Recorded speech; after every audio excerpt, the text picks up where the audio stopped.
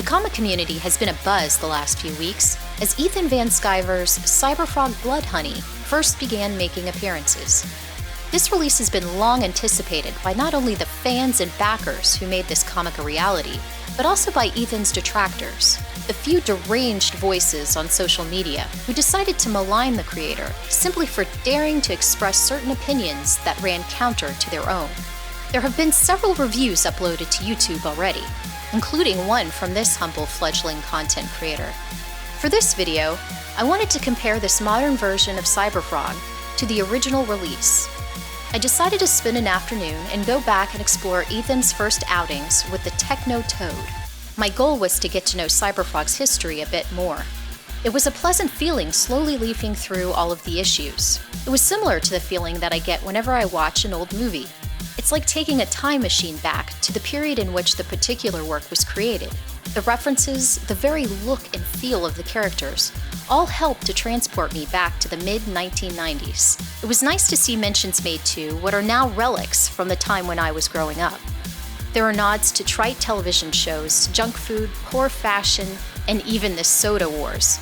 The first thing that jumped out at me, pun intended, while reading the old Cyberfrog stories was the amazing artwork. Everyone who has given a review of Cyberfrog Blood Honey seems to be in agreement that Ethan's art is simply incredible. Ethan himself has expressed that this is the best work that he has ever produced. While I am one of those in agreement with that sentiment, the classic artwork should be given its due credit. The style is your typical 90s fare in every good sense of the phrase. The unique characters are wonderfully drawn in a fun, action-packed way. In my opinion, it's as good as the popular titles that the big two were publishing at the time. The colors are vibrant and beautifully applied, and the different poses and perspectives that EVS utilizes in his work make the comics very entertaining to read. This first depiction of Cyberfrog shows the title character with a chip on his shoulder, and understandably so. The young amphibian has no memory of where he comes from, no idea of his full capabilities, and no knowledge of what his true purpose is. Based on his initial discovery of his powers, Cyberfrog believes himself to be a hero. However, after several of the individuals he rescues show disgust and contempt rather than gratitude towards the frog, he begins to resent the people he was sent here to protect. While the Cyberfrog shown in Blood Honey is also maligned by the people he saves, it was the guidance provided by his mother following his birth, which helped instill in him a strong sense of duty to protect the human race. This Cyberfrog seems to have a bit more patience. Even though he mentions how being perceived as a freak really hurts, he still feels the drive to help where he can, and nobly plays the role of hero. The initial 4 issues of OG Cyberfrog provided Ethan with more breathing room to flesh out the lead character. The readers discover that the cybernetic amphibian has what he refers to as a homing sense. This ability is what alerts Cyberfrog to nearby danger. He grudgingly listens to this sense and stops whatever miscreant is causing trouble, because to try to ignore the sensation is physically uncomfortable for him. It was several years before the homing ability first triggered for the frog, so the lack of contact with humans, coupled with people's adverse reactions upon seeing him, make it understandable why this Cyberfrog has no real connection with people. I've heard EVS describe the older version of Cyberfrog as mean. Despite his obvious flippant behavior, I found the character to be quite likable. He could best be described as a cross between the angsty Raphael from the Teenage Mutant Ninja Turtles. I mean, come on! How do you guys expect to beat me? Deadpool. Taking the hands out of the guns of the criminals.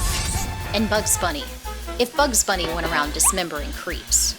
Toss in a little Johnny Brennan from the Jerky Boys. Open your ears, jackass. With his classic New Yorker accent, and that pretty much is the attitude he conveys. Old school Cyberfrog displays what could be described as a somewhat over-the-top bravado when taking on his foes. This is most likely due to his cybernetics constantly adapting to any situation he finds himself in. However, Cyberfrog does take his share of licks too, and this makes him feel more relatable. Ethan held no punches when depicting the gruesome yet satisfying displays of total carnage. Some of the scenes may be a bit too graphic for younger readers. I'd say this is more for the 12 and older crowd, but the sheer glee that Cyberfrog expresses while making mincemeat out of the bad guys sure is a joy to behold. Another aspect of the old comics that I really enjoyed was when Cyberfrog would break the fourth wall and speak to the reader. He is aware that he is a creation of Ethan's in this story of his, and goes as far as to mention the writer by name.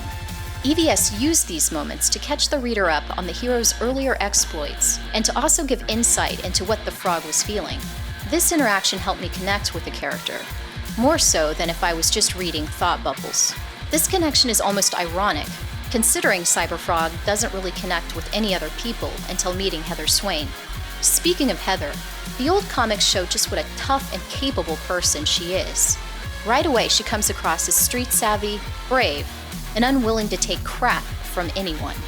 Both Cyberfrog and Heather have their own burdens to bear, and their friendship benefits each of them. She provides him with the connection and kinship that he so desperately needed, and he provides her protection from the otherworldly creatures that threaten her. Had Ethan not been under the pressures of getting his first crowdfunded book released, I imagine we would have seen more of Heather's qualities in Blood Honey. Cyberfrog Blood Honey introduces fans, old and new, to a sleeker, kinder version of the frog. The story feels more like a highly enjoyable appetizer, meant to whet the appetite of the readers, giving them a taste of what's to come. We get quick overviews of the key players, and references are made to past exploits and villains.